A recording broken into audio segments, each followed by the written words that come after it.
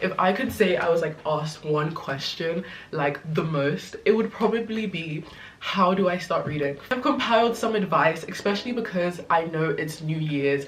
It was supposed to be filmed around New Year's, but I know around this time of year everybody is trying to pick up reading as a hobby, or to be able to read more books this year, or they have a certain book goal they want to achieve, and I just want to make life easier for you. That's all I'm here for, to give you guys random things to think about that might give you an existential crisis. I know like one of my videos has given somebody an existential crisis because I've been told, but everyone is a reader, they just haven't found the right book. This is a quote that you need to live by.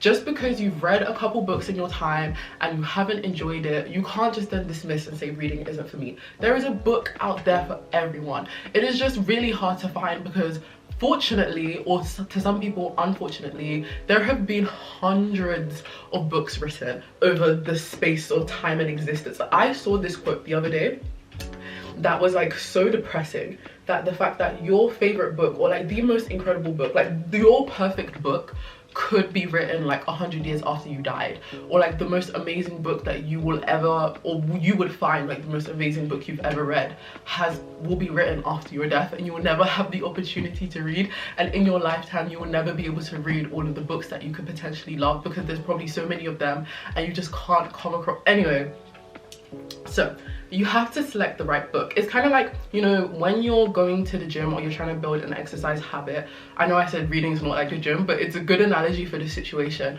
A lot of people always tell you to pick an exercise that you enjoy and to stick with it, because it's the best way to build up that habit. And I think it's kind of similar for reading.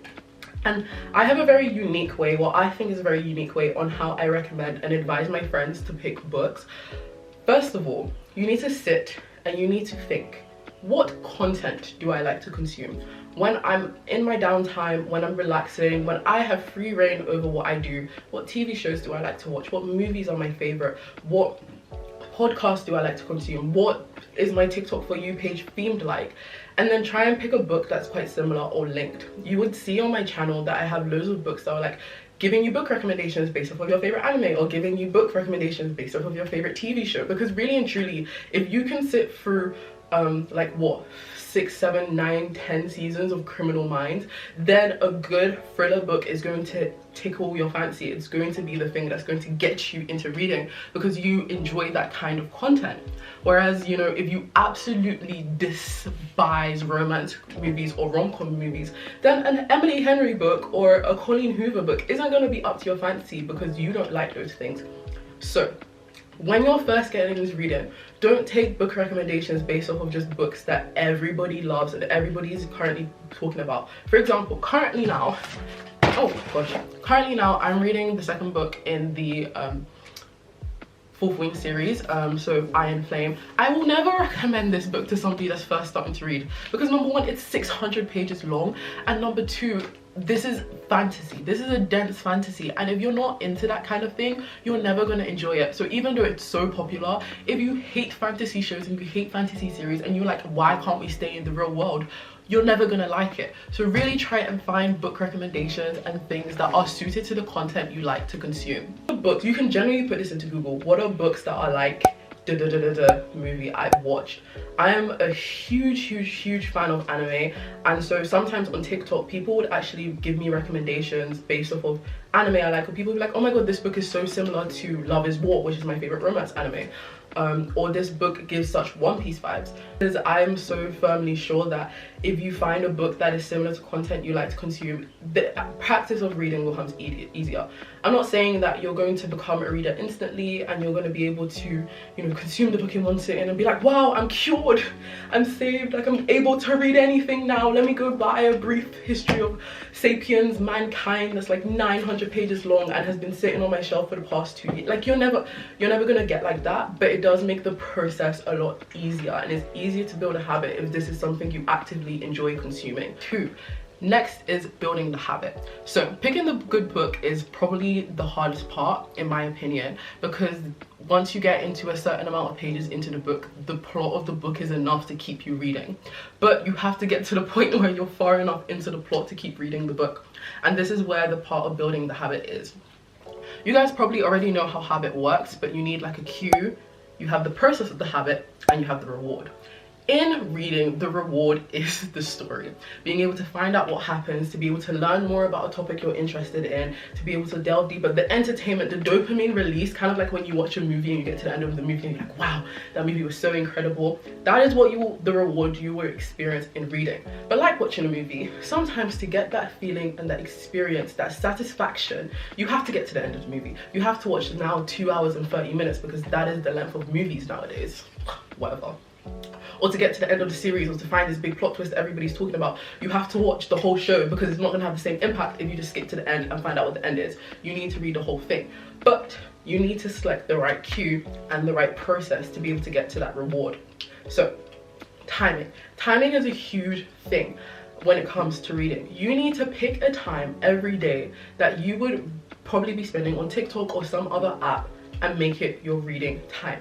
An extended amount of time that's 20 to 30 minutes long where you are doing something that could be easily replaced by reading. You need to be able to insert it so smoothly into your life. Like, it doesn't have to be effort, right? It doesn't have to be something that requires you to restructure your day to allow for this space and time.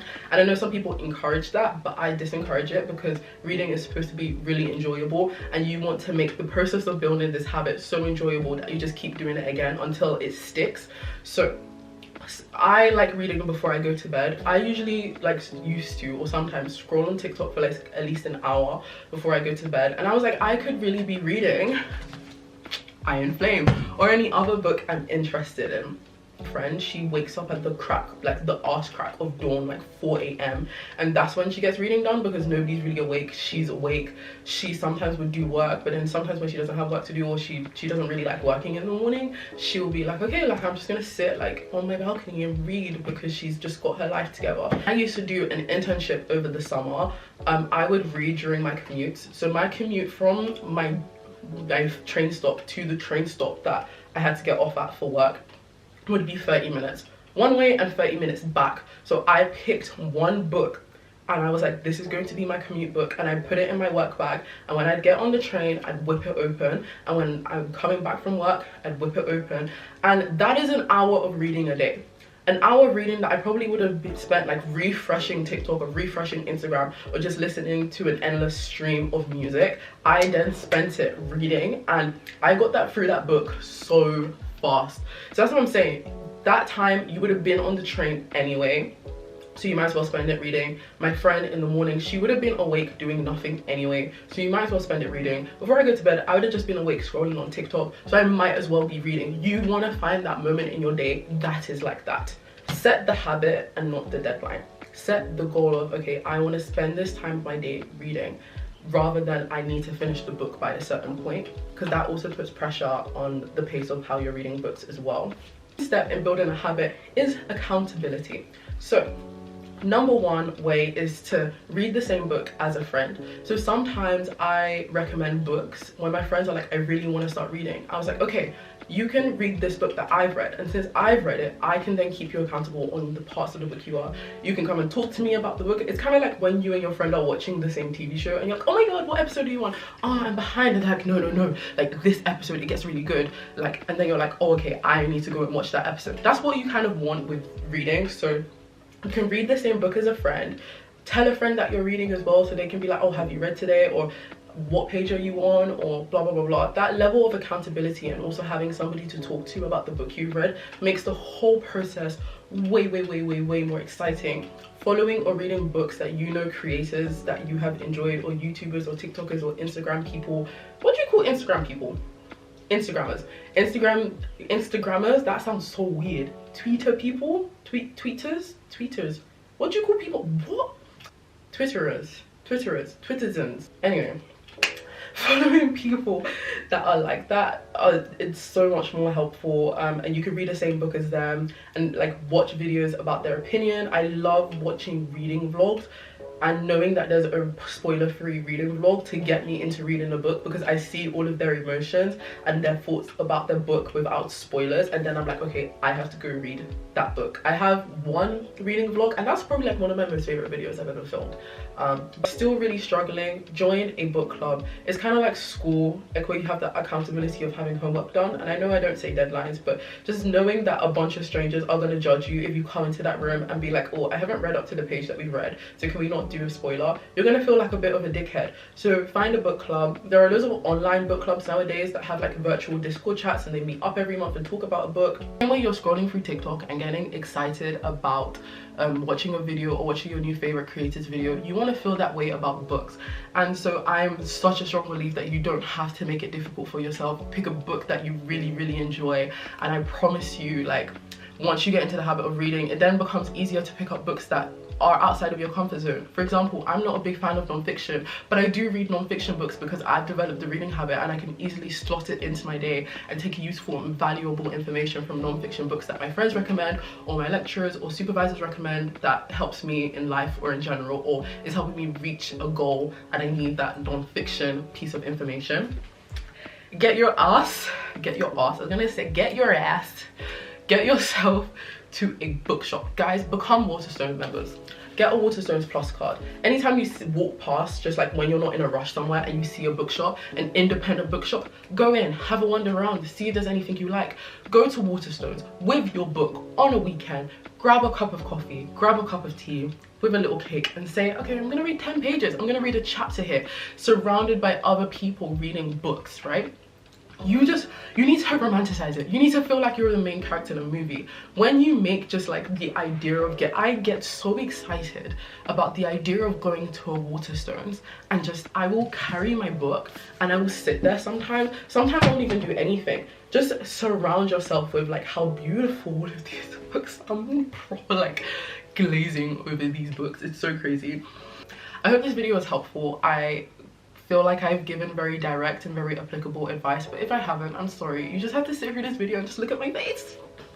So just showing you how I operate with reading could give you inspiration about things that you want to implement. If you have any questions, please feel free to leave it down in the comments, and if you want book recommendations, check out some of my other book videos.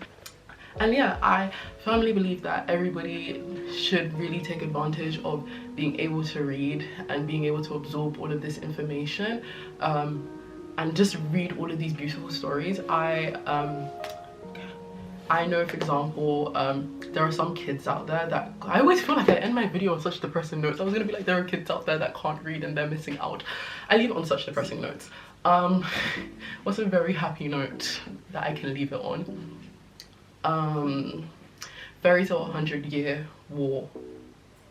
100-Year War, 100-Year Quest is coming out soon, and I'll be watching that with my dad because we watch anime together, and I'm very excited. That's my positive note. I will not end on a depressing note. But yeah, thank you so much for watching. Bye bye.